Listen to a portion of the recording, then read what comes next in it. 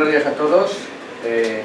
Ante todo, agradecer vuestra asistencia en esta que va a ser la primera sesión del curso 2025-26, porque no habíamos hecho ninguna, pero en esto hacemos como una doble inauguración.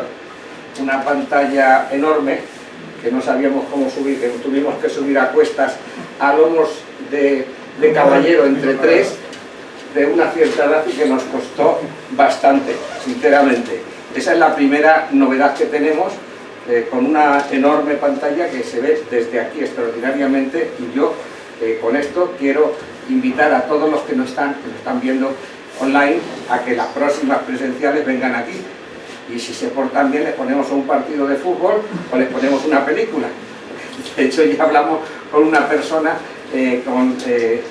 con Gaspar, para la posibilidad de que pusiera aquí la conferencia que él pone sobre el cine y la filatelia, poniendo trocitos de películas, pero que no se puede poner online, solamente, únicamente verla como conferencia, sin más. Y la segunda es que tenemos a un invitado de honor, un invitado que no había venido hasta ahora por aquí, a Ismael Sánchez Moreno, que es especialista en, lo comentará Carlos Malpica, que es especialista en México, mexicano, ¿no? Pero ahora no lo cuenta. Bien, eso no lo sabía. Y bueno, pues nos va a contar la emisión de México, la primera en el Medio Real de 1856, y le queremos dar la bienvenida a esta sede Sofima, donde no ha estado. La primera vez que se encuentra. Y, bueno, sí, ya aprovechamos y le damos un obsequio de un socio que falleció, que era un socio, Salvador Bufarul, una persona queridísima por todos, una persona que era una auténtica eminencia en todos los sentidos, polifacético, políglota, tanto que el libro este, que nos dejó unas cuantas copias, es sobre los demonios. Sobre los demonios. O sea que muchas gracias, y Carlos Malpica, que es el que se ocupa a partir de ahora de las conferencias, va a hacer una pequeña presentación. O sea que muchas gracias.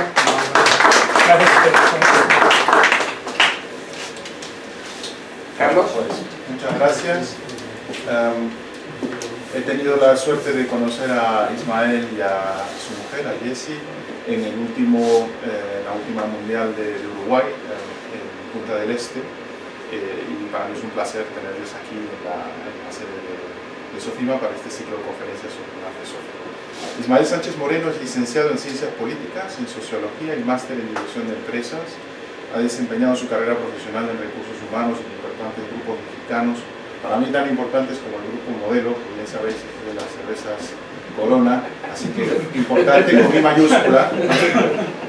Es reconocido como mejor ejecutivo de recursos humanos del año, fue nombrado presidente de la Asociación Mexicana de Recursos Humanos, de la cual es miembro del Consejo Consultivo. Es el primer extranjero que llega a este papel en México. Y en lo que respecta a la filatelia, es coleccionista de filatelia clásica, inicia su afición aquí en España y la desarrolló durante muchos años en el extranjero. Ha recibido galardones en filatelia clásica mexicana, en particular respecto a la primera emisión, logrando un oro grande en 2020 con su colección, sobre el tema del que nos va a hablar, la primera emisión de Sellos de México, el Medio Real de 1856. Desde el año 2020 lo tenemos de nuevo aquí en España con nosotros, y es un placer que seas también miembro de Sofima y que Jessie se incorpore próximamente también. La ficha la tiene en mano, así que con mucho gusto quedamos atentos a tu presentación. Muy bien. Gracias.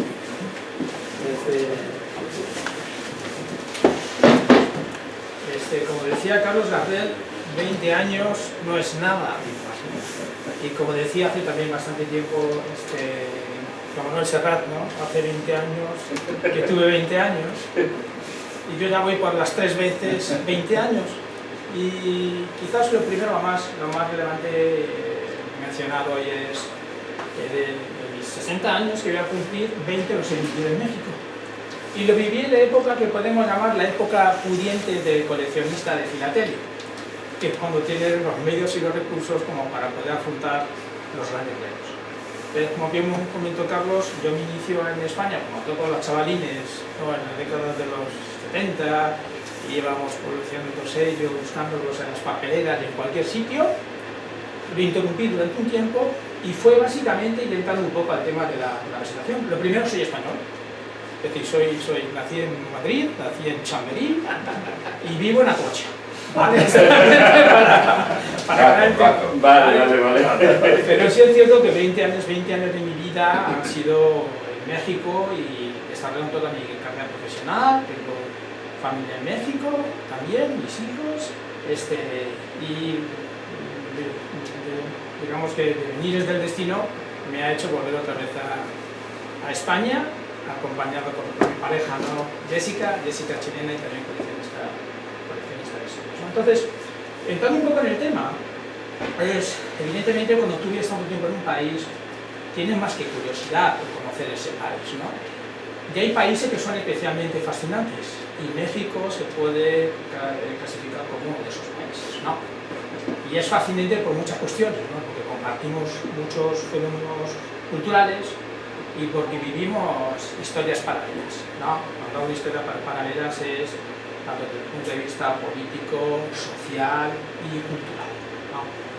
Entonces, arrancando un poco con el tema, evidentemente, otro tema tan importante a mencionar es que varias veces intenté hacerme mexicano, nunca lo conseguí, pero parte del proceso para hacerse mexicano era conocer la historia de México, ¿no? Y qué mejor que conocerla a través de como decimos en México, las estampillas, como llamamos en España, los sellos, ¿no? Entonces, la verdad es que mi curiosidad empieza muy desde el principio.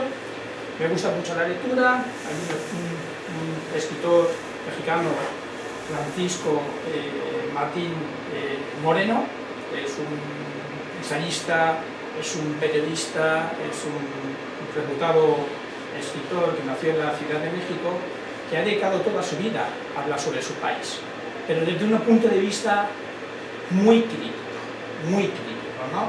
Desde el punto de vista de esas batallas irracionales que a veces vivimos los seres humanos en nuestros propios países, que a nosotros nos ha tocado tantísimas veces en España vivir, ¿no? Con el devenir entre las tendencias políticas, entre liberales y conservadores, veremos que la historia de México tiene una trayectoria muy paralela, sobre todo lo que son los 50 primeros años de construcción como tal del país, ¿no? Porque el país como tal alcanza la independencia de España en el año 1821, voy a hacer un poquito ya en cuanto a la presentación.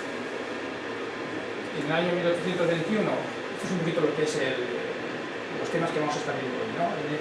Arrancando por el contexto histórico, porque este contexto histórico nos va a permitir un poco entender también el impacto que tiene el contexto también en la filatelia mexicana. O sea, primero empezando por ese contexto histórico, donde podríamos hablar de una serie de acontecimientos relevantes, ¿no? En esos 50 años, primeros años post-independencia, que vive México, ¿no? 50 años que básicamente son los que le ayudan a crear una cierta identidad y que no antes de los 50 años podemos empezar a hablar de un país como tal, ¿no? Entre los acontecimientos más relevantes, en 1821 es la independencia de España. Esta independencia supone un gran trauma también para México como tal. Hagamos la idea que en aquel tiempo México tiene una población de 6,5 millones de habitantes, medio millón de personas mueren en este proceso de independencia, más de medio millón de personas, casi un 10% de la población víctima del conflicto generado en México entre los mexicanos y los realistas. O sea, yo creo que eso es un hecho más que representativo que puede entender el tremendo impacto que tuvo el proceso de independencia, no solamente en este lado del Atlántico en España, sino también en el otro lado, ¿no? En lo que es en México. Hay un segundo acontecimiento también muy importante, ¿no? En este proceso de construcción, donde todavía existen muchos conflictos políticos internos, se viven otros procesos independentistas, ¿no? Conocemos lo que pasa ciertas décadas anteriores, un siglo antes, con el tema de Estados Unidos. En sí, en México también está inmerso en un proceso de similares características y en el año 1836 México pierde Texas. Texas se extiende, adquiere su independencia y eso supone un trauma interno desde el punto de vista de los recursos y la sensación de identidad. Si esto no es suficiente, 10 años después entra en la guerra con los Estados Unidos. Una guerra tremendamente dolorosa, una guerra que dura 2 años y en la cual viene a perder la mitad de su territorio. Si avanzamos un poquito más, imaginemos el México de aquel momento, ¿no? Lleno de vicisitudes, lleno de conflictos, un país empobrecido, con guerras intestinas. Estamos en una época donde hay importantes conflictos entre los conservadores que querían seguir un poco la línea de los gobiernos que existían en Europa y particularmente en España, un poco imagen y semejanza a lo que teníamos con Fernando VII aquí, versus los liberales, estaban mucho más influenciados por las tendencias que venían del norte de América, particularmente de los Estados Unidos constituido en una república que transmitía una idea de modernidad que no se percibía con los gobiernos conservadores. Entonces, en este tiempo, Santa Anna, para poder subsidiar digamos, y poder soportar de la guerra, en este momento está también en conflictos internos contra los liberales, procede a lo que es la venta a Estados Unidos de la Mesía. Estados Unidos tiene un particular interés, ¿no? Porque esta era la ruta más adecuada para ellos, para la creación de su ferrocarril, ¿no? Que venía de lo que es el este de los Estados Unidos al oeste de los Estados Unidos. Entonces hace una oferta al gobierno mexicano. Antonio López de Santana, presidente en aquellos momentos, acepta esta oferta. Como digo yo, es básicamente para pagar deudas a acreedores y para poder sostener la guerra contra los liberales. Y podríamos decir que para el año 1853-54 Estados Unidos adquiere la mitad del territorio mexicano con una guerra y el pago de 750.000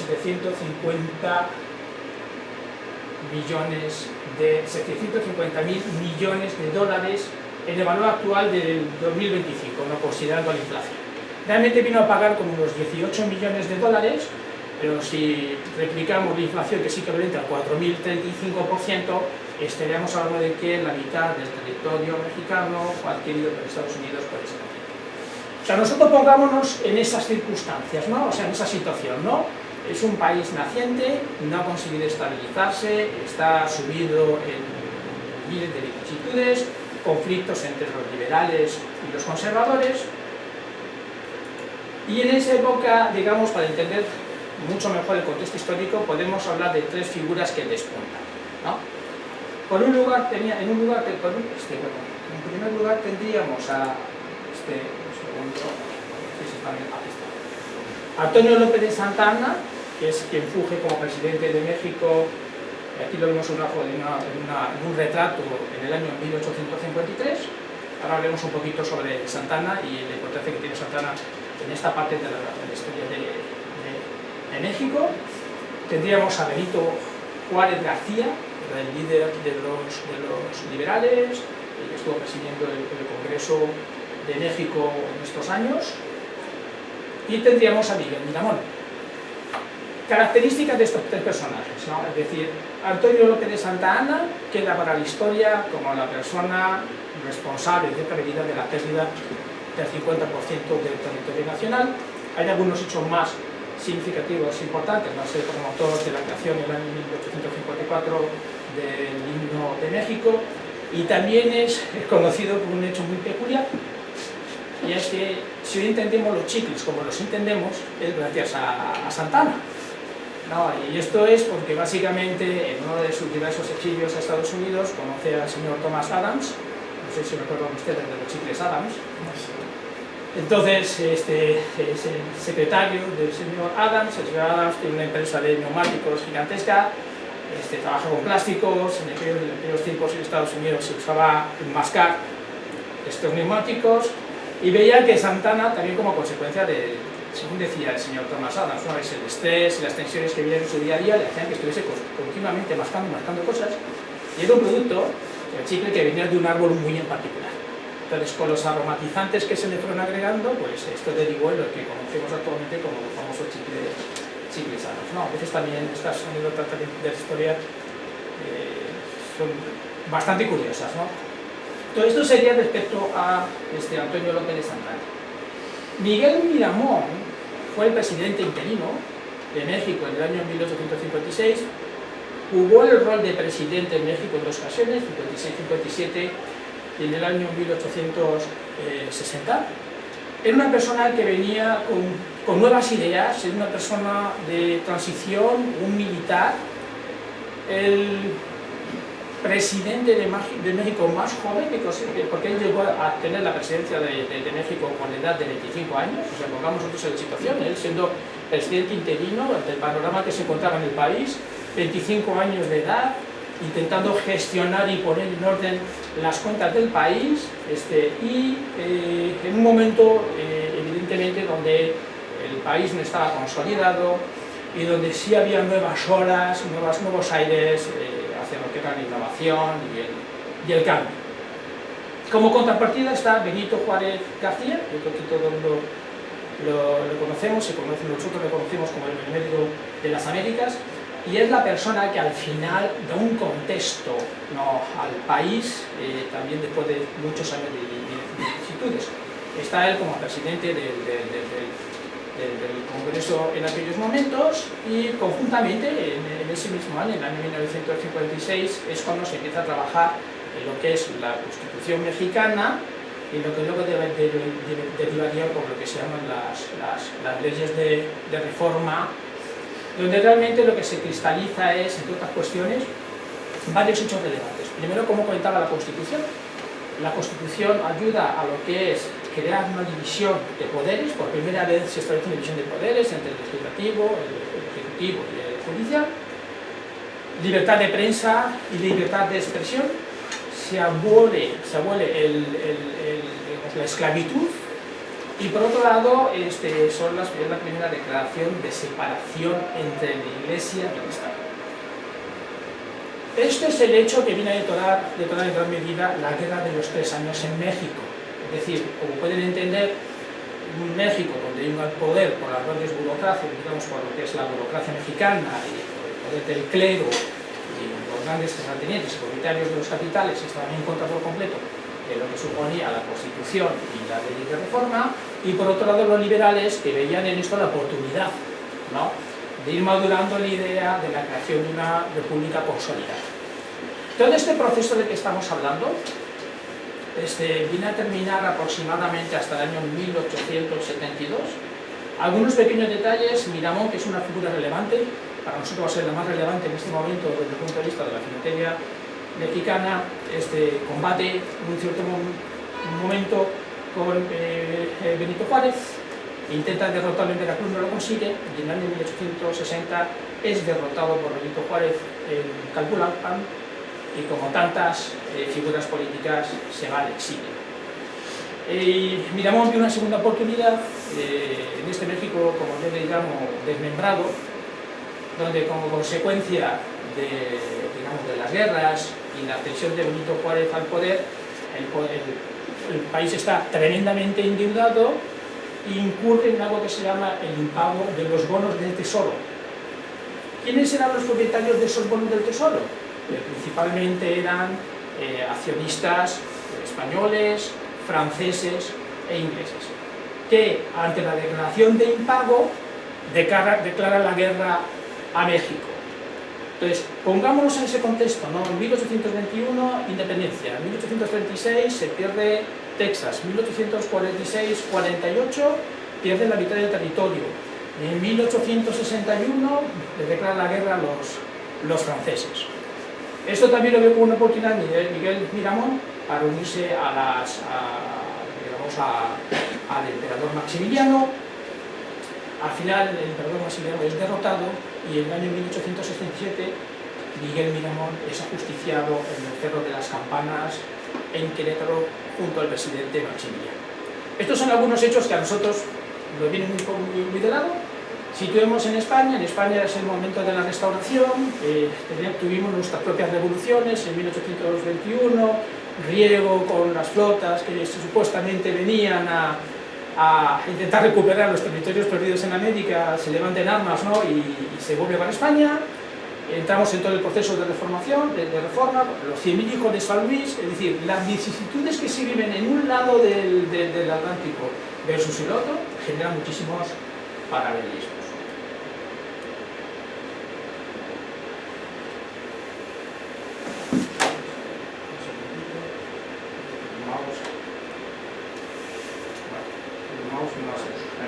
Ahí está. Vale. Entonces, bueno, ya estamos en el contexto histórico y vamos a ver qué pasó con el tema de las estampillas en México, o los sellos postales en México. Entonces nos situamos en ese año, en el año 1856, en ese año tenemos a Miramón como presidente de México, interino, y en esa época, digamos, lo que se tiene en México es el correo precolonial, pero evidentemente México es un país que está dentro de las grandes rutas, ¿no? Marítimas, ¿no? Entonces en México sigue habiendo muchas familias españolas que empiezan a recibir correspondencia desde España y la correspondencia viene con sellos. Evidentemente, si remontamos históricamente, desde el año 1840 por la creación del Reino de Estampilla, Brasil en el año 1843 por la influencia de Portugal establecen también el sistema estampillado para lo que es el correo. Tenemos el caso de Estados Unidos. Evidentemente, ese contexto de interacciones con Latinoamérica, con Estados Unidos, el correo marítimo con España, aquí menciono también Chile, ¿no? Como referencia a mi Jessica, que es chilena, dice que no nos olvidemos que Chile también fue uno de los primeros países, ¿no? en tener sellos, ¿no? Bajo ese contexto, bajo esa influencia europea y americana, y evidentemente para mejorar la contabilidad, es decir, porque la verdad en aquel momento la contabilidad del país era un completo desastre, con efecto de mejorar esa contabilidad y el registro y los servicios de correos en las cuentas públicas, se toma la decisión de crear la primera serie de estampillas mexicanas, ¿no?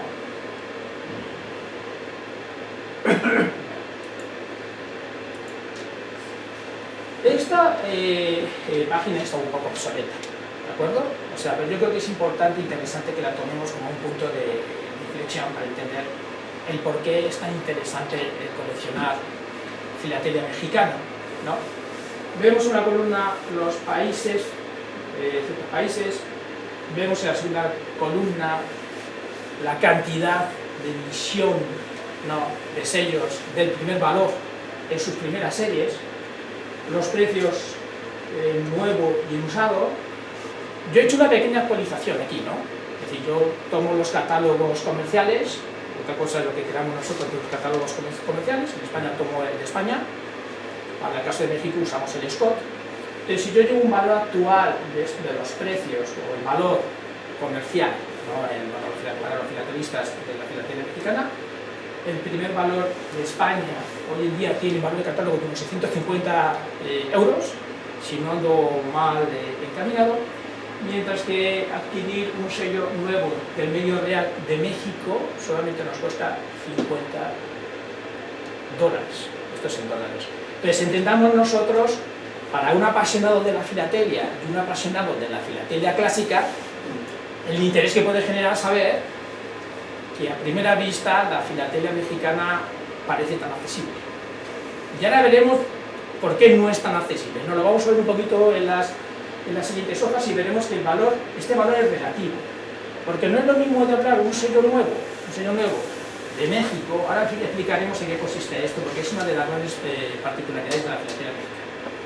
Que comprar el mismo sello con una sobreimpresión de Ciudad Bravos, que es una pequeña localidad, ¿no? O sea, un sello de la Ciudad de México que puede estar valorado en el mercado, en subastas, en $50, versus uno de Ciudad Bravos. En Ciudad Bravos una tira de 4 puede estar valorada en torno a los $5.000 o $6.000. Entonces es un tema también relevante, es decir, que los criterios de rareza y de escasez prima mucho en la filatelia mexicana y eso hace que las oscilaciones sean tremendas. Un mismo valor puede oscilar desde los $10.000, como puede ser el 2 reales Esmeralda de Baja California, versus el 2 reales México, que no cuesta más de 10. O sea, es 1000 veces más. O sea, ahí es donde está lo rico también de la filatelia mexicana y que viene derivado de un hecho único, que ahora vamos a ver un poquito más adelante, el hecho único que caracteriza a la filatelia mexicana y por el cual le hace tan tremendamente interesante en México y sobre todo en los Estados Unidos, que es donde están los mayores coleccionistas de filatelia mexicana. Entonces, hablamos un poquito más. Bien. En su contexto, estamos hablando en primer lugar de que con la aprobación de la Constitución mexicana en el 24 se establece en México una emisión de monedas en 5 valores, ¿no? El medio real, el real, los 2 reales, el 4 y los 8 reales. ¿De acuerdo? Entonces, como mecanismo paralelo, al momento de crear las estampillas, se crean las estampillas, los sellos mexicanos, exactamente con la misma denominación, ¿no? Y es con Ignacio Comonfort, ¿no? En febrero del año 1856, con el presidente Comonfort, cuando se toma la decisión de crear la primera emisión de sellos de México, ¿no? Que se emite con fecha 1 de agosto de 1856. También se establecen nuevos criterios, es decir, el tema tarifario en México tiene casi 100 años, lo que es la época de la filatelia. Entonces se crean nuevas tarifas. Ahora vemos un poquito más adelante qué consisten estas tarifas, pero lo que se pretende con las tarifas es democratizar el uso de la estampilla y poder hacerlo mucho más popular. Me gusta comentar como anécdota, es un tema que conocemos mucho en México. Cuando tomamos como relación, por ejemplo, el 2 reales, un sello de 2 reales equivalía al salario de un campesino mexicano. Un sello de 2 reales era el sueldo de un campesino mexicano. Entonces, hagámonos la idea de lo que estamos hablando aquí. ¿Y quién podría tener el alcance como para poder hacer uso del correo con estampillas? Quedar circunscritos realmente a cierta población de personas que tengan los recursos como para. También por contra, es decir, como comentaba, para facilitar el uso de las estampillas, los precios de las tarifas por el envío por corte y por distancia se reducen a la mitad versus lo que era el coste antes de la emisión de la estampilla. Y el otro hecho diferencial es que en la prefilatelia tú pagabas el envío a la hora de enviar la carta con las estampillas, pero a la hora de recibirla, y eso suponía muchas veces grandes pérdidas, porque tú podías recibir la carta si no tienes dinero a esos precios, decir, mejor no me la quedo y la devuelven. Entonces, hagámonos una idea de que con esto se ponía bajo presión las arcas del Estado, ¿no? Y poner en riesgo también el propio sistema postal mexicano. Bien, avanzamos un poquito más. Entonces, la primera serie de 5 sellos de México se viene a emitir el día 1 de agosto del 56 y se usa hasta el 17 de abril de 1861. Luego explicaré un poquito más adelante al final por qué hasta esta fecha. Echemos un vistazo al número de estampillas o sellos que fueron emitidos. Menos de 1 millón de sellos del medio real azul, 1,5 para los de un real amarillo, unos 600 para los 2 reales, 167.000 para los 4 reales rojos y 100.000 para el sello de 8 reales. Si vemos las tiradas, son muy reducidas, ¿no? Muy reducidas. También como consecuencia de lo que comentábamos, es decir, ¿para qué vamos a emitir más si la gente no iba a tener la capacidad de poder adquirirlas y usarlas en el correo, ¿no? Por lo tanto, podemos decir que este medio real es uno de los más escasos número 1 del mundo. Y este sello fue enviado a distritos. En las siguientes páginas explicaré un poquito las grandes diferencias que hay entre el sistema postal mexicano versus el sistema postal en España. Entonces se distribuían a distritos y digamos que solamente los 6 distritos más comunes, al enseñar unas estampillas de los distritos más comunes, adquirieron prácticamente la mitad de todas las estampillas. 6 distritos. 6 de los 56. Y en los demás distritos, cantidades entre los 20.000, 30.000, incluso menos de 20.000 ejemplares por distrito. Pongamos en el contexto de México. México es un país enorme, independientemente de que perdió la mitad del territorio, es enorme. Entonces, para mejorar las vías de distribución del correo, no solamente se cuenta con las oficinas distritales, sino también se dispone de oficinas subalternas que ayudan en todo el tema de la gestión de la correspondencia y que a su vez, al ser sus oficinas subalternas, podrán fungir como oficinas y poder cancelar los sellos al igual que se podían cancelar a nivel de los distritos. Entonces, esto es una de las características únicas que tiene el sistema postal mexicano de las estampillas en este periodo versus prácticas en otros países. Aquí está, lo que vamos a ver en esta presentación son piezas que pertenecen a mi colección. Hay una pieza en particular que no es de mi colección y yo lo menciono con los temas famosos de que es el derecho de autor, no el derecho de autor, pero el material viene a ser parte de mi colección. Evidentemente, como en todas las emisiones de sellos, siempre tenéis que proceder con las pruebas. Aquí lo que apunto es una prueba en color de 2 reales. Esta prueba al final no fue autorizada y el 2 reales salió oficialmente con el tono verde. Este también es otro ejemplo. Es decir, de esta prueba de color rojo del 2 reales se imprimió una hoja de 10 por 6, o sea, solamente existen 60 de salida, entonces ya como prueba podemos considerarlo como un ejemplar excepcional y está reconocido como un ejemplar excepcional dentro de la filatelia mexicana. Si nos vamos al medio real, ¿okay? Esta es la prueba de Troquel. Existen más pruebas del medio real, ¿de acuerdo? Se conoce una serie también en papel fino negro, sobre papel fino grisáceo, que incluye los 5 valores, pero no está acreditada su autenticidad. Entonces, esta podemos decir que es una de las piezas más relevantes de la filatelia mexicana y no es entonces, como menciono, esta pieza salió en venta en una subasta hace ya bastantes años. Peter Branniman, un muy prestigioso coleccionista de filatelia mexicana. En México tiene muy buenos y prestigiosos coleccionistas de filatelia, ¿no? Es lo que podemos considerar una de las grandes rarezas de la filatelia clásica mexicana. No sé si nos llama la atención lo rudimentario también de la elaboración, porque si vemos nosotros nuestra primera serie, la de Estados Unidos, tal cual. O sea, vuelvo otra vez a comentar, pongamos en el contexto un país que está viviendo una tremenda crisis en todos los sentidos y vamos a ver cómo esta crisis puede llegar incluso al tema de cómo tenemos los tintes que usamos para las estampillas, de qué color son, de qué color dejan de ser. Vamos a ver que también este tipo de cuestiones, las imperfecciones que se ven, es un atributo adicional que da relevancia a la filatelia mexicana. Es decir, problemas que vienen, como siempre más adelante, en los procesos de impresión, el tratamiento de las placas, etcétera, etcétera, etcétera. Pero ya vemos que ya directamente desde las pruebas de Troquel, vemos que eran, digamos, las imperfecciones. Segundo, que aquí se nos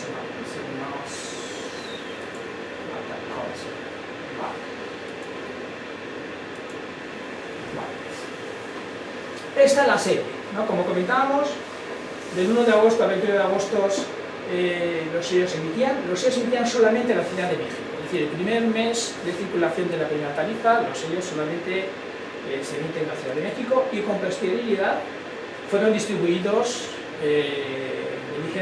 por diligencias a los distintos lugares del distrito, ¿no? Entregándose las dotaciones a cada jefe del correo. Acordémonos que es por distritos y luego por oficinas subalternas, ¿no?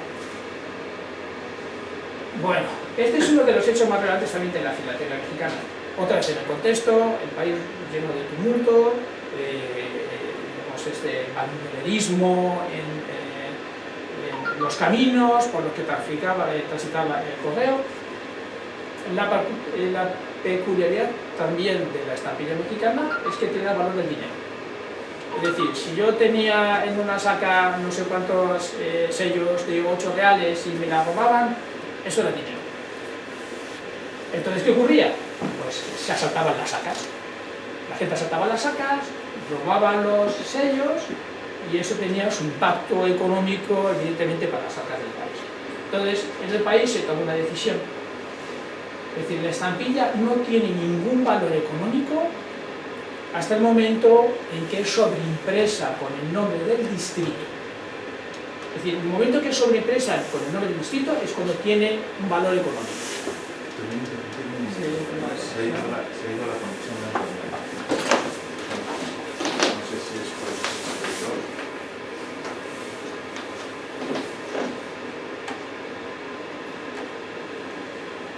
Perdonad, Se ha ido la...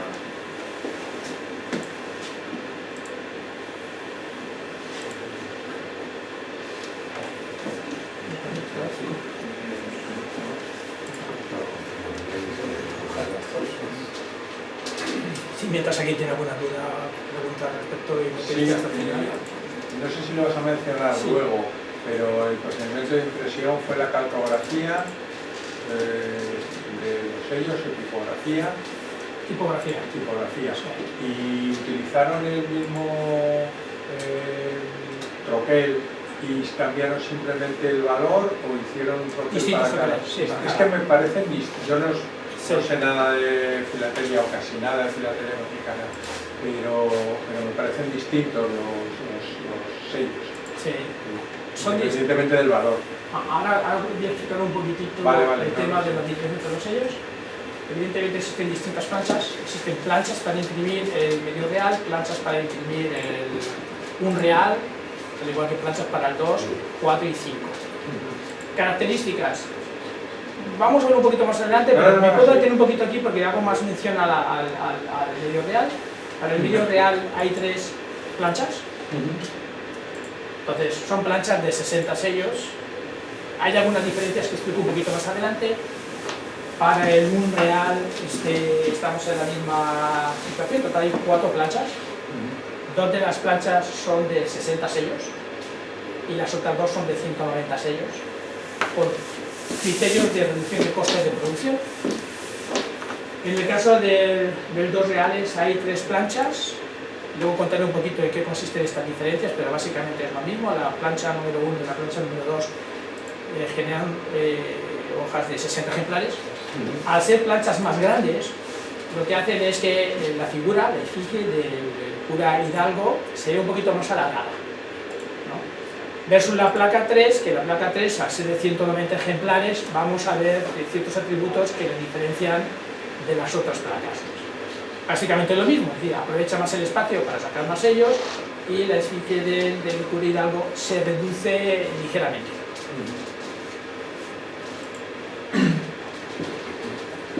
No sé si lo has comentado antes, ¿por qué este cura es tan importante? El cura Hidalgo es uno de los padres de la patria mexicana, de la independencia.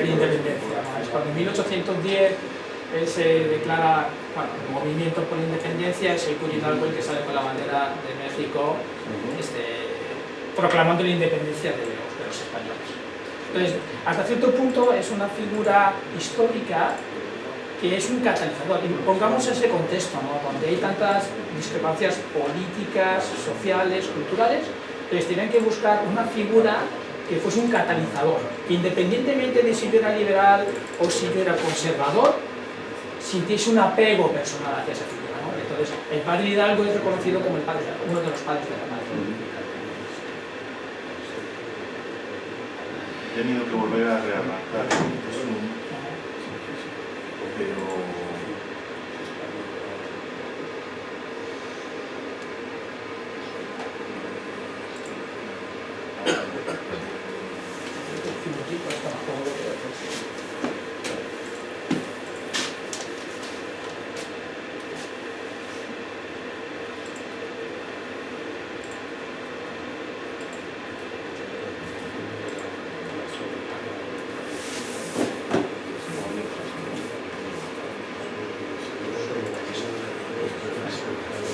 aquí se ve perfectamente el proceso de monetización, ¿no? En la página anterior tenemos las estampillas sin impresión del distrito, como son más a gusto de Y pedir. la impresión, la sobreimpresión se realizaba en las oficinas postales. Es decir, una vez que en llegaban, el momento de venderlo o antes. vamos a ver, existía la opción de poder hacerlo antes o al momento de la venta. Y es un tema también, por ejemplo, aquí no tengo en particular una estampilla así, pero en mi colección de 2 reales vemos que hay un sello de 2 reales que tiene la impresión del distrito solapada entre el sello y el papel de la carta. Entonces, Está puesto claramente. se nota nítidamente. Eso va a ser un distrito que se llama barbativo, en particular. Hay muchas falsificaciones de estas. Muchas. Sí, parece evidente que es muy fácil. Sí, sobre todo al final del siglo XIX. Esta filatelia se nota muy limitada. Se realiza por la mayoría. Y esto es muy importante. Que ni las comisiones de expertos se atreven a certificarse. De hecho, es un hecho curioso que las comisiones de expertos normalmente te dicen si sí o si no, ya está. Y la muestra te saca certificados en blanco. No sé, o no sabe, no contesta. Ya estás. Perdón, ¿eh? Yo sinceramente me siento mucho más cómodo que sentado aquí, muy limitado. Me gusta mucho el lenguaje corporal y aquí lo puedo llevar.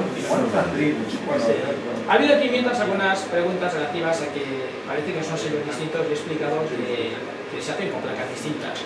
Es decir, existen placas en particular para la impresión del medio real, del 1 real, del 2, del 4 y del 8. O sea, no se usa la misma placa para cada una de estas impresiones. No solamente es un cambio de color, sino que son distintos usos de las placas. Incluso las placas que se usan en el año 1856, algunas se van a seguir usando en el año 1861 y tengo al final de la presentación un ejemplo.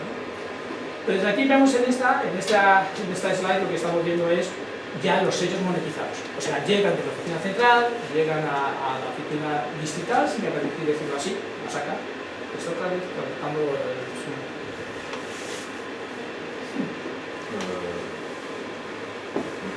Normalmente estamos bien. Vale, Está Pero sí, efectivamente, vamos a observar una cosa. Si observamos la página anterior, vemos los colores. Me muevo a la siguiente, los colores son distintos. Me muevo a la siguiente y los colores son distintos. ¿De acuerdo? Es el tema que hablábamos de los usos de los tintes. Solo por poner un ejemplo, ¿no? Sin entrar mucho en el tema, ¿no? O sea, aquí está el proceso de cancelación ya cuando deja de tener valor la estampilla, una vez que la propia oficina es cancelado, ya pierde valor monetario, pero observamos cómo tiene cada una su nombre de distrito a la derecha, ¿no? Una es de Guadalajara, la otra es de Morelia, Hermosillo, México, y vemos las cancelaciones, ¿no? Son cancelaciones distintas por completo. Aquí en esta presentación no vamos a hablar de las oficinas subalternas.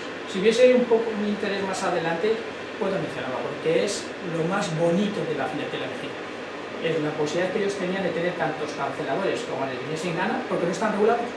Entonces podrían tener cualquier tipo de forma, desde un carruaje, como en Toluca, un carruaje de diligencias para cancelar una estampilla, por poner un ejemplo, o cancelaciones de Huichapa, que casi te cubre un cuarto de la hoja. O sea, hay exhibiciones solamente dedicadas al tema de los canceladores, ¿no? De las cancelaciones en la filatelia mexicana.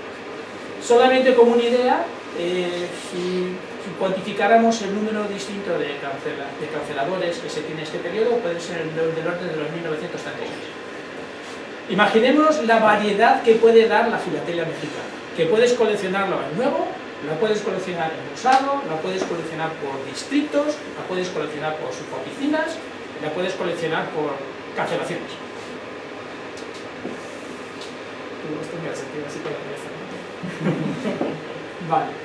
Entonces, una vez abonado el coste de la tarifa, el sello cancelado de la oficina con un matasello o cancelador, ¿no? Se aplica para el equilibrar el sello y lo desmonetiza, evitando su reutilización. Os recuerdo un poquito, como comento, tenía todo el, digamos, la oficial, la oficina una postal para poder crear los canceladores a su gusto, y eso genera muchísima diversidad. Entramos un poquito más y ahora vamos a entrar en lo que es la emisión, directamente la emisión del Internet. Ya estamos en el contexto, las vicisitudes que vive como tal el país, el tema de la emisión de la primera serie, que consiste en 5 valores, y ahora vamos a hablar del número 1, ¿no? Digo, el valor número 1 en la filatera mexicana. Entonces, en realidad se realizaron solamente 2 envíos del medio real, ¿no? Uno al principio del periodo, que fueron de unos 830.000 sellos, y otro con fecha 30 de diciembre del mismo año, con 146, ¿no? Y esto viene reflejado en los inventarios de la Administración Central de México. El sello de medio real dejó de emitirse después de diciembre del 56, es decir, su emisión se circunscribe al 1 de agosto de 1856 al 20 de diciembre de 1856, ¿de acuerdo? Aunque vemos aquí, o sea, estas fechas son relativas a estos temas, ¿no? ¿Por qué ocurre esto? Porque con la fecha del 20 de noviembre de 1856 hay un cambio en las tarifas. Lo vamos a ver un poquito más adelante y qué impacto tiene esto en el medio real del 56. Aquí vemos algunos un ejemplo, o un bloque de 4 del 56. Con esto lo que quiero demostrar es cómo la misma plancha con la que se imprimió el medio real del 56 fue usada en la segunda serie, en el año 1861. Si vemos que sí tiene los mismos atributos, tiene una serie de hojuelas que le caracterizan, ¿no? Pues usó la misma plancha tanto en el año 1861 como en el año 1867. O sea, fueron reutilizadas las planchas en un periodo de tiempo de más de 10 años, y solo a base de retoques y ciertos arreglos se las mantuvo en uso hasta la finalización de la serie del año 1867, ¿no?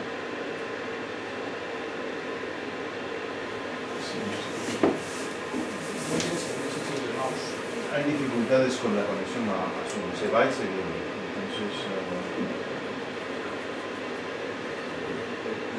se va y se viene.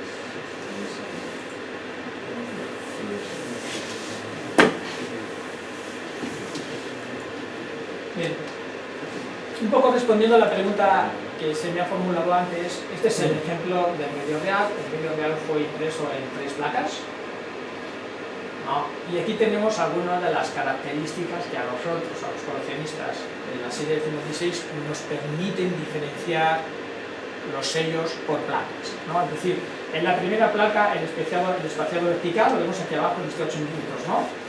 Es en torno a 6 y 8 milímetros, en la placa 2 de 4 a 7, es en este caso en este bloque de 6 y de 6 milímetros, y en el caso de la placa 3 es de 3 a 6 milímetros, ¿no? Hay otros atributos que nos ayudan a diferenciar los porque evidentemente cuando el empleado postal cortaba las estampillas, las cortaba más o menos como a su manera, ¿no?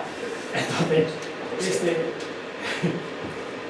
otro criterio es a través de los colores. En el caso de la placa 1 prima el azul oscuro, en el caso de la placa 2 prima el azul, y en la placa 3 prima el azul pálido. Pero si miramos aquí, parece que el criterio no aplica por completo, ¿no? Se parece más bien que es a la inversa, ¿no?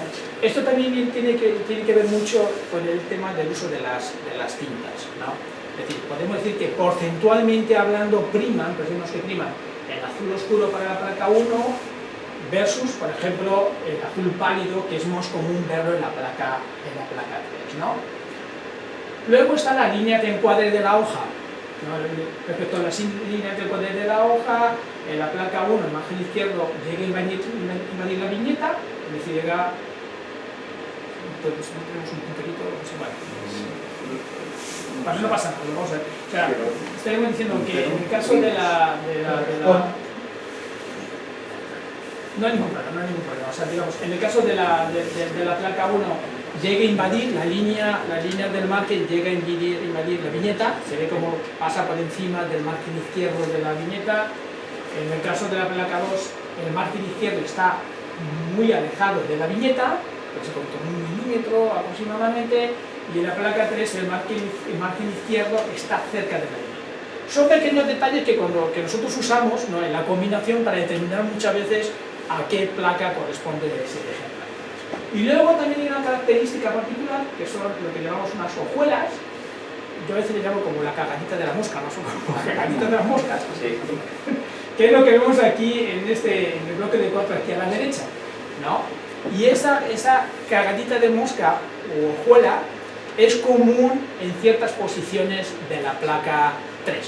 Entonces nos ayuda mucho a identificar igual qué placa corresponde y cuál es la posición. Entonces, aquí menciono un poco a la derecha en qué posición de la placa 3 está esta cagadita de mosca. Y también la particularidad que la placa 2, en la posición número 10, en el margen superior, también tiene esa misma hojuela. Y otro criterio también para distinguir de la placa 2, particularmente en la posición 41, es lo que se llama la variedad Hooke, ¿no?, que es Garfio.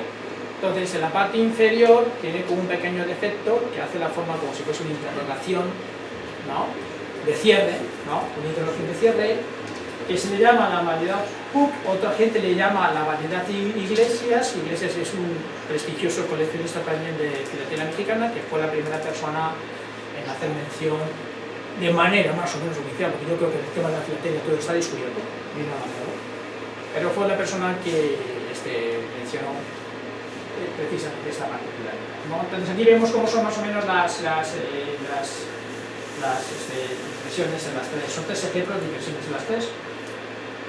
Luego vamos a entrar al análisis técnico. Lo primero que nos llama la atención es la falta de criterios, ¿no? Vuelvo al tema, artesanía, es muy artesanal por el tema de la filatelia mexicana. No hay un criterio por el cual se determine cómo tiene que venir impresa la sobreimpresión del distrito, ¿no? Entonces, si vemos arriba, en la primera estampilla, Zacatecas viene en el margen de la izquierda. En el segundo, Zacatecas viene en el margen de la derecha. En el tercero, APAM, que es una letra muy pequeñita de México, lo tiene en el margen superior. El siguiente es Chihuahua, que lo tiene abajo. Y Zacatecas lo tiene en diagonal, pero Zacatecas lo tenía, como vemos, a la izquierda, a la derecha, diagonal, ascendente, diagonal, descendente e incluso invertido, o tipo TTBC, ¿no? Entonces, si luego nos vamos a las impresiones de distrito, estoy poniendo un ejemplo que es el relativo al distrito México.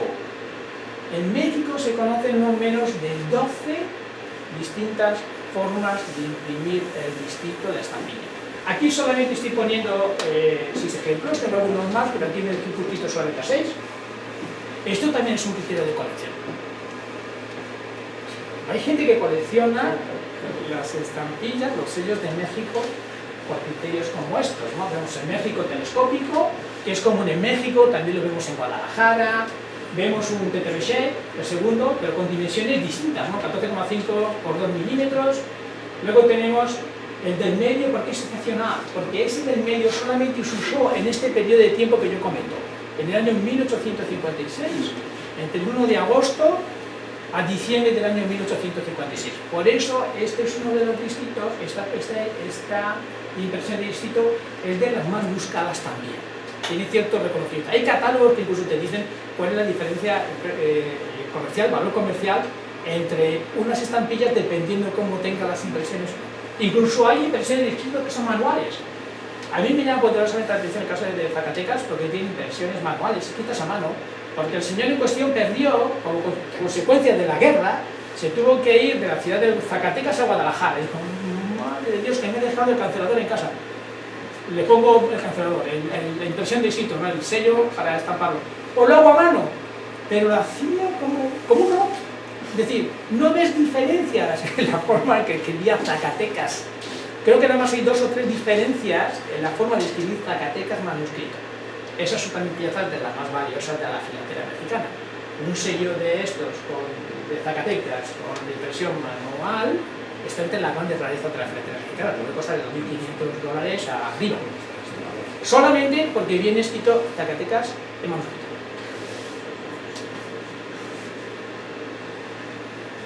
Vale. Las dobles transferencias, también tenemos dobles transferencias nosotros en la filatería española, entiendo. No, los dobles solteros, ¿no? Entonces, aquí pongo algunos ejemplos de dobles transferencias. El primero es una doble transferencia bestial, ¿no? En la imagen superior, así parece que viene 2 veces Correos de México escrito. En el segundo, en la doble transferencia, están los ornamentos inferiores.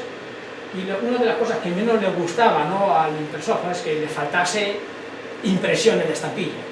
Entonces, esta es otra de las variedades que nosotros como filatelistas buscamos y apreciamos mucho, ¿no? Es encontrar aquellos sellos que tienen errores en cuanto a falta de transferencias en los ornamentos. Lo hay tanto en ornamentos inferiores como en ornamentos superiores. Pasamos también, habíamos dicho que el tema de las impresiones del distrito podían diferir, que hay algunos distritos que puede haber como 7 o 8 distintas formas de imprimir los distritos, pero también colores.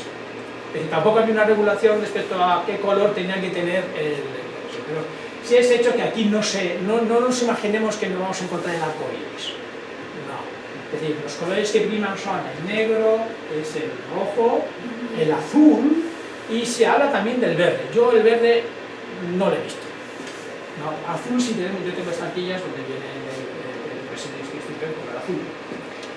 Otro ejemplo aquí de impresión invertida, la de Michel, que es para el caso de Guanajuato, y también un tema muy buscado en la filatería mexicana son las doble impresiones de distrito. Aquí vemos 2 distritos distintos, el de Chaco, el de Chaco PPBC, y aquí tenemos el de Córdoba, ¿no?, que se ven nítidamente las 2 impresiones del distrito.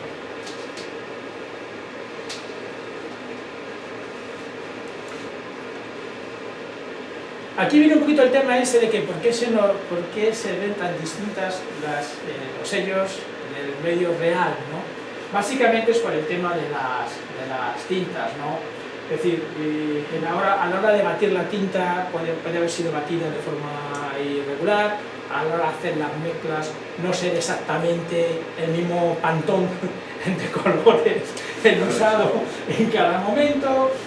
También los efectos de que si la tinta estaba, o el papel, también estuviese más o menos seco. Entonces eso da a variedades en cuanto a los distintos colores, ¿no? Arriba vemos ejemplares con tinta húmeda donde se ve nítidamente la esfinge, la estampilla. De la derecha son los mismos, es decir, es un ejemplar sin impresión de distrito y un Acapulco con impresión de distrito, donde la verdad es que vemos el efecto de la calidad de las tintas y el error del papel en cómo aparecen las estampillas. Hay una carta aquí excepcional, este es del distrito, este es de Guadalajara, de la oficina subalterna de Zapotlán, en Guadalajara, ¿no?, donde vemos los 2 colores, ¿no?, una estampilla en color azul profundo y una en un color azul pálido. Aquí hablaba del tema de las faltas de tinta. Ya hemos visto un ejemplar en la página anterior con que tendríamos la falta de impresión en el ángulo inferior izquierdo, aquí es el ángulo superior derecho, y aquí un gran deslizamiento de tinta. Está deslizada la tinta 100% en todo el ejemplar, ¿no? Es una pieza muy curiosa. Eso por los tiempos. Llevamos una hora, pero hemos tenido interrupción. Sí, vale. Voy a agilizar entonces un poquito la cuestión. Parte del análisis técnico es la línea de encuadre que comentábamos al principio de las placas. Aquí vemos una placa 1 con imagen superior a la izquierda, posiciones 2 y 3. Abajo vemos sellos con filigrana. No solamente son sellos con filigrana, son los stick watermarks que dejan, que dejan las costuras, ¿no?, de las bandas de fieltro a la hora de imprimir el sello, y también va afectado por la propia pulpa, ¿no?, por la que se elabora el papel.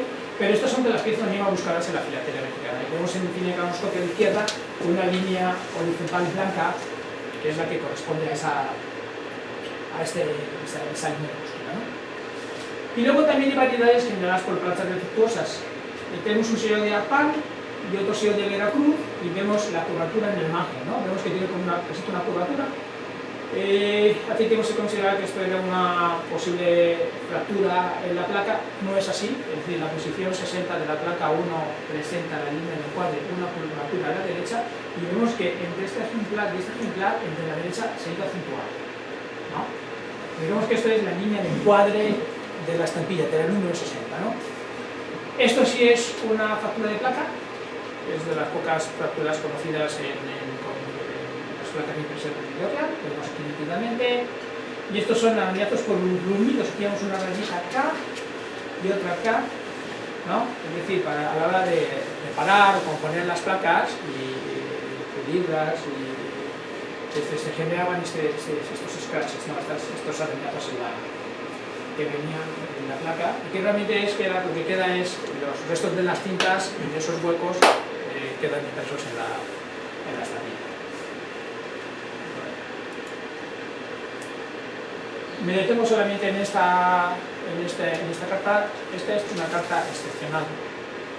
Excepcional porque es muy común, encontrar cartas con tiras de 6. El máximo que podía dar la hoja era una tira de 6. En este caso es una carta con 6 sellos individuales, de distintas placas, pero son distintas placas, la placa 1 y la placa 3, y distintas impresiones del distrito, ¿no? Vemos que una es más oscura, es una línea gruesa, y 3 de estos sellos presentan impresión de México con las letras en hueco. Encontrar una cosa así no es muy común.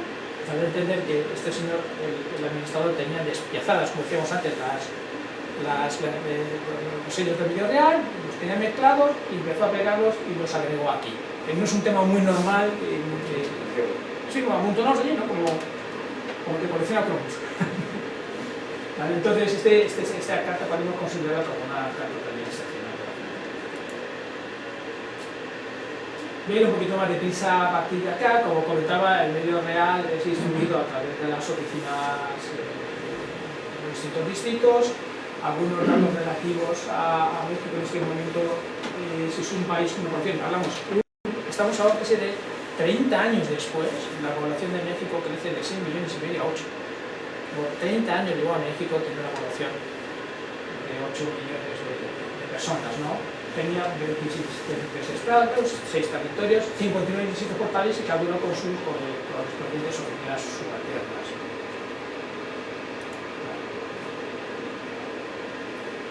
Vamos a hablar ya un poquito de lo que es el medio real en los distritos, ¿no?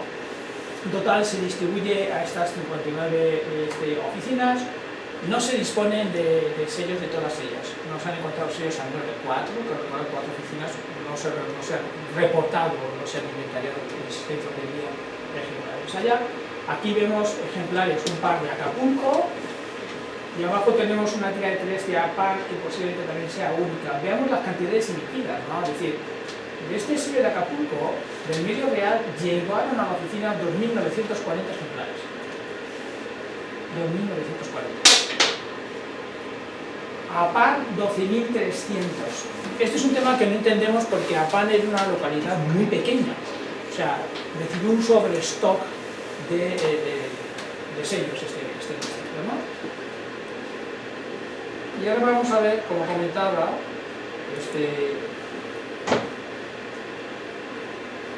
que podemos distinguir entre lo que son los distritos más comunes, que son aquellos que recibieron casi la mitad de las estampillas o sellos, versus aquellos que son más importantes. Aquí vemos 4 tiras, una es la de México. Vemos que México emitió 113.736 sellos hacia México. Guanajuato, que recibió 500.000. Aquí agrego un coeficiente de rareza. Por ejemplo, consideramos como coeficiente de rareza 1 para México, en base al número de sellos emitidos, y cuán raro es un sello de Guanajuato. Aquí vemos que el coeficiente de rareza es un 2 versus México. ¿De acuerdo? O sea, si digamos que el más común es México, coeficiente de rareza 1, por el número de estampillas recibidas en Guanajuato, y en Guadalajara, los sellos de aquí se consideran con un coeficiente de rareza 2. ¿Vale?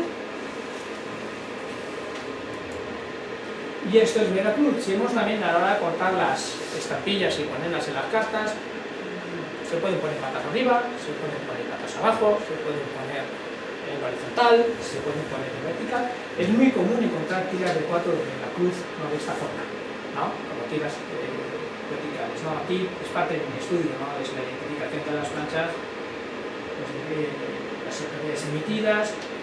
Se agrega un código chasques, es decir, este cancelador tiene un código. Nosotros tenemos un manual que se llama el chasques, donde vienen esas 1963 formas distintas de cancelar una estampa en México. Entonces, cuando exhibimos México, normalmente agregamos as well sobre las web. Agregamos también el código de clasificación conforme al catálogo de chasques.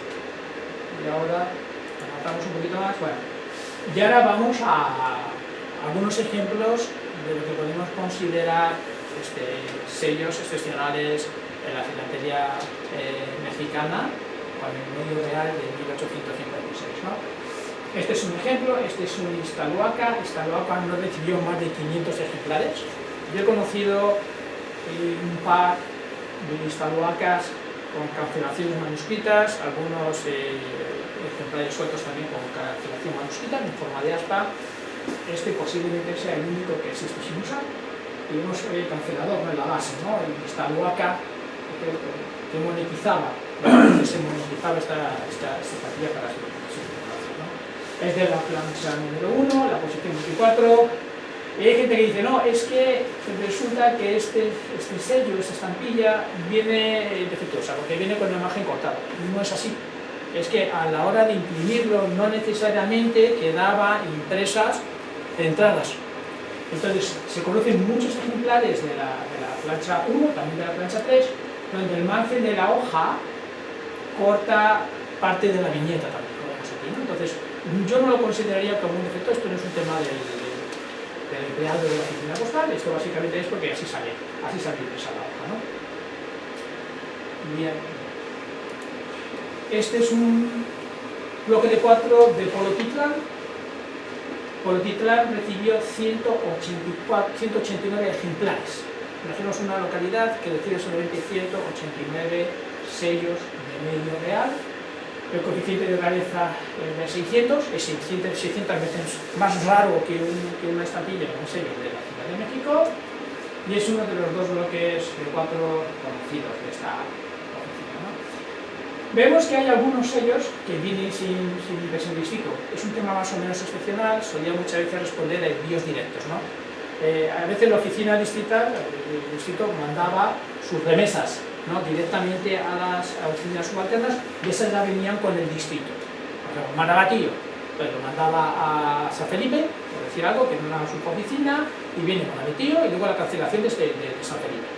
Pero en ocasiones, por los temas de la guerra, que estaban las rutas interrumpidas, tenían que hacerse los envíos de manera directa. Entonces, ciertos distritos recibían directamente o de los distritos o de la oficina central los sellos sin tener marcada la impresión del distrito. Entonces son estos que vienen aquí mencionados y están entre las más buscadas dentro de la filatelia mexicana, ¿no? Todo envío directo se considera como una gran rareza. Esto es Xoyaniquilpan. Algún día podremos hablar de historia, ¿no?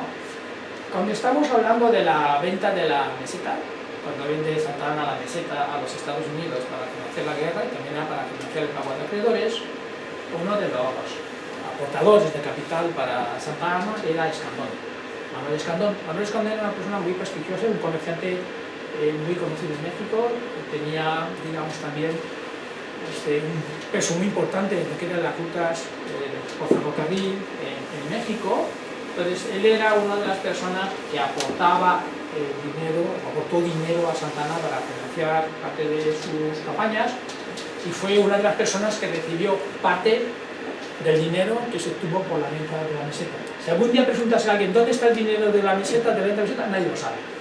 Se lo repartieron entre varios, mucho de ese dinero acabó en Europa, mucho de ese dinero también acabó en Europa, pero realmente fue destinado para pagos y obligaciones que tenía Santa Anna con ciertas personas que le habían prestado capital. Entre ellas estaba Manuel Escandón, que aquí en Xoyaniquilpan él tenía un rancho.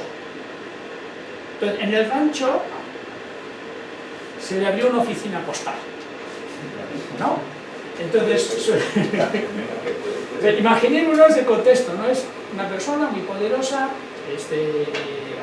evidentemente un comerciante, movía muchísima correspondencia, consigue que pueda haber estampillas ad hoc, como se dice, ¿no? Para el Solaniquilpan, ¿no? Y estas también son de las más escasas en la filatelia mexicana. Es más fácil encontrarlas en el medio real y en el 2 reales, pero en lo relativo a lo que es el medio real, existe esta tira de 4, existe una tira de 4 en carta, lo que es en carta, y existen algunos ejemplares sueltos, nada más. Es decir, es lo que se conoce sobre los Solaniquilpan del medio real.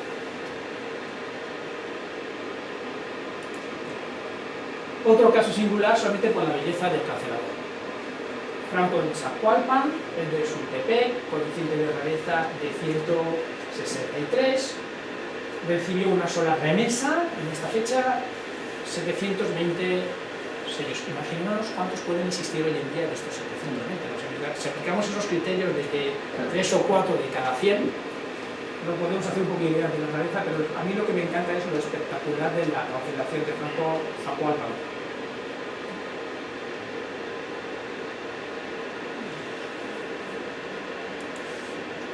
Otro ejemplar de Franco en Tepeji del Río, también es un ejemplar muy escaso, es un par de medios reales, y aquí dos piezas de las más curiosas, también ya escasas, de la filatelia mexicana, que es un Guadalupe Hidalgo, en una localidad muy pequeña, de 3.100 habitantes, recibió 360 sellos, con coeficiente de rareza de 333.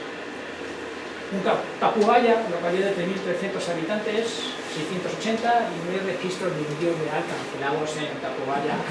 Yo conozco 2 reales cancelados en Tacubaya, pero yo no había visto hasta el momento un ejemplar cancelado con Tacubaya.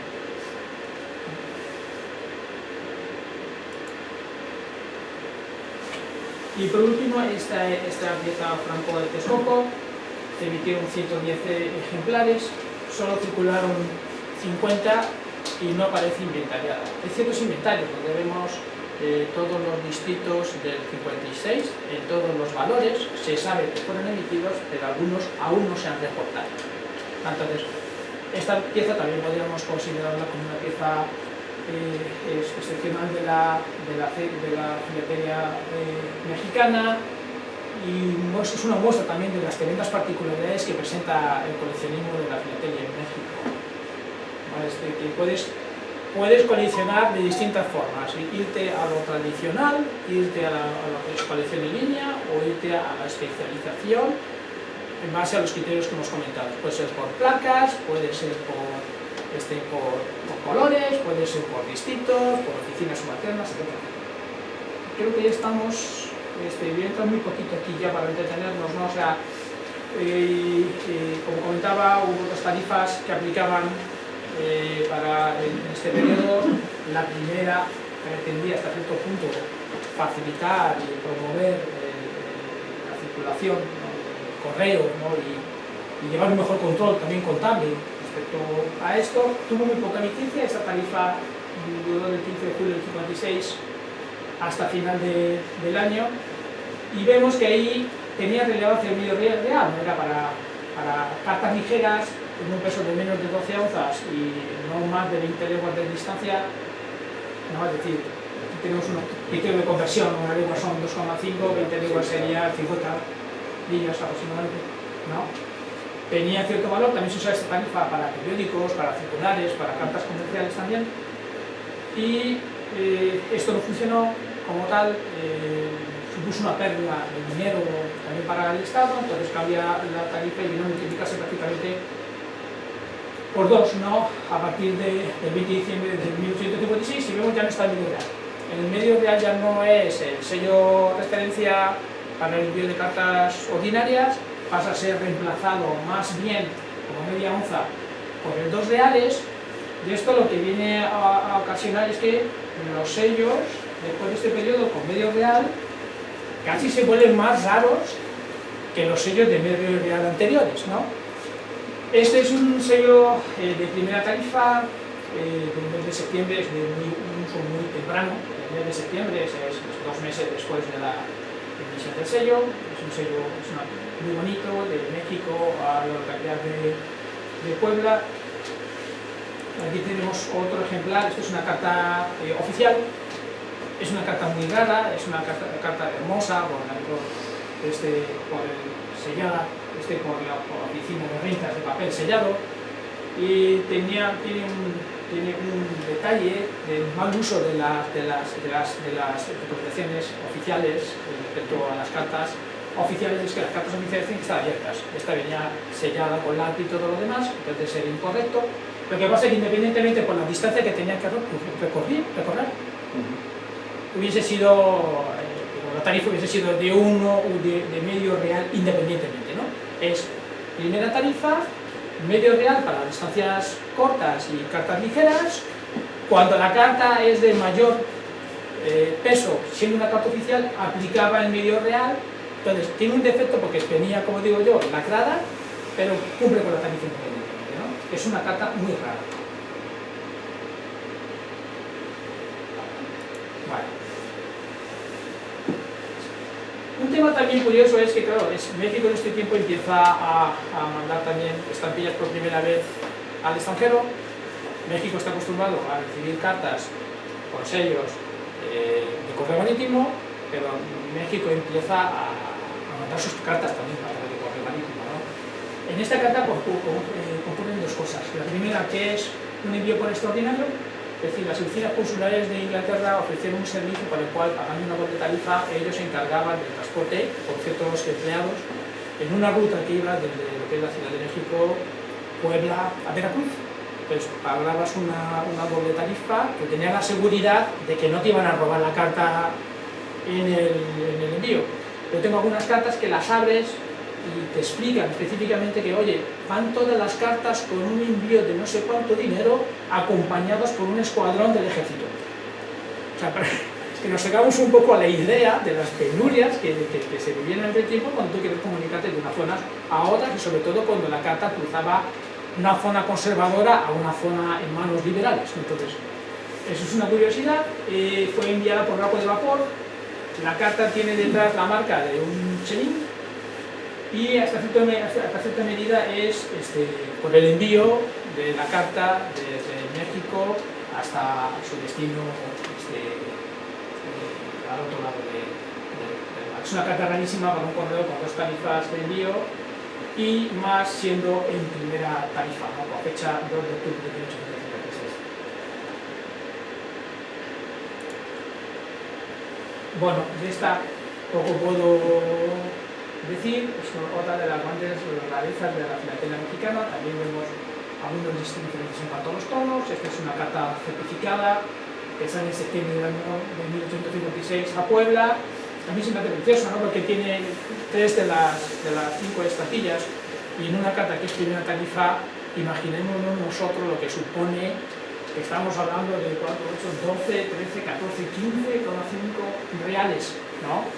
Lo que fue pasado este paquete, ¿no? Esta vajilla, ¿no? Un paquete, ¿no? Es una carta muy rara y única conocida con esta composición, ¿no? Aquí otra también, un momento también español de la primera tarifa, luego un poquito más hacia adelante, ¿no?